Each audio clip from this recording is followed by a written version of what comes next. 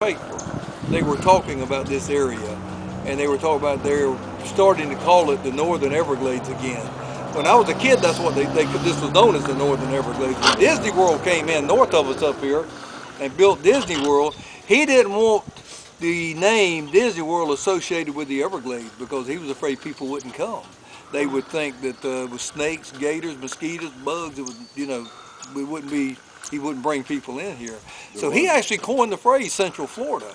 But this was when I was a kid. Now they're going to start calling it back to the Northern Glades again, I understand, according to what the paper said anyway. My name is Captain Carl Johnson. I'm a U.S. Coast Guard licensed master captain. I was born and raised right here in Florida. I've been running these Swampton Woods up here for almost 50 years, so I don't think we're going to get lost out here today. I'm going to take y'all on a real interesting trip. We're going to ride around Lake Hall, look at all of the sites, and then eventually we're going to cross the lake, and I'm going to leave the lake, and I'm going to take you up into the real swamp of Florida. So you're going to get to see Florida like very few people get to see it, where only the smaller airboats can go. So you're going to get to see a whole lot of things. As we ride around today, I like to encourage everybody to look up and down and all around, because you never know what you're going to see or where you're going to see it. If you just look straight ahead, you're going to miss about 75% of what there is out here to see. Some of the things, by looking up in the sky, I've already pointed one out to you, are bald eagles. Florida has the second highest population of eagles in the United States, second only to Alaska. Lots of bald eagles out here, and Polk County has the heaviest population of eagles within the state of Florida. So there's a lot of eagles out here. Hopefully we'll get to see some up pretty close today. Are we in Polk County? We're in Polk County. Yeah. Also, by looking up, we're going to see some hawks. We have a couple of beautiful hawks, a red-shouldered hawk or a ring-tailed hawk. It's a beautiful bird. And then out on the lake, we have just a multitude of wading birds out here. For instance, we have blue herons, egrets, ibises. We have loons, rails, moorhens, limpets, wood ducks, wood storks. There's just all kinds of wading birds out here. What are the white ones that we saw? Well, we got a white, we have the egret, and we also have an ibis that's a white bird. Oh. And it's several different varieties of both of those. But the easiest way to remember, in most cases, not always true, but basically you'll be correct.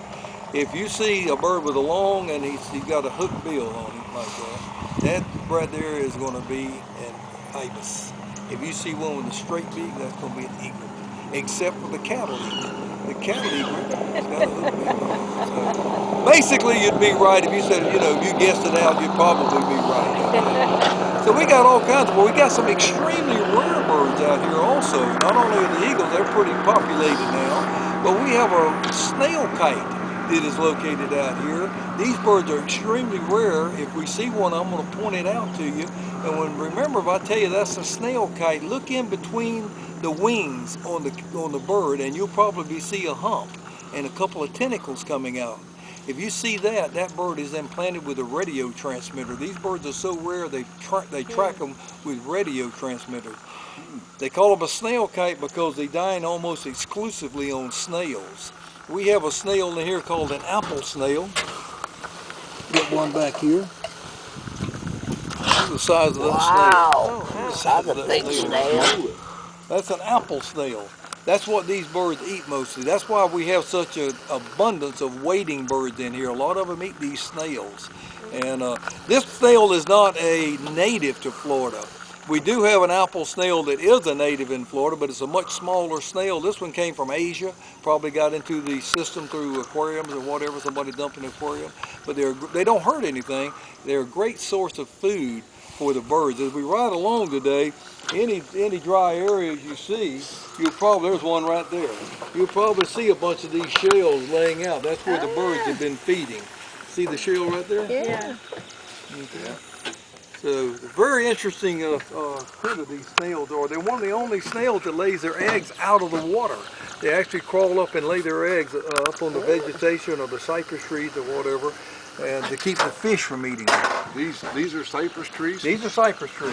Why do they root so wide? For strength? Well, nope.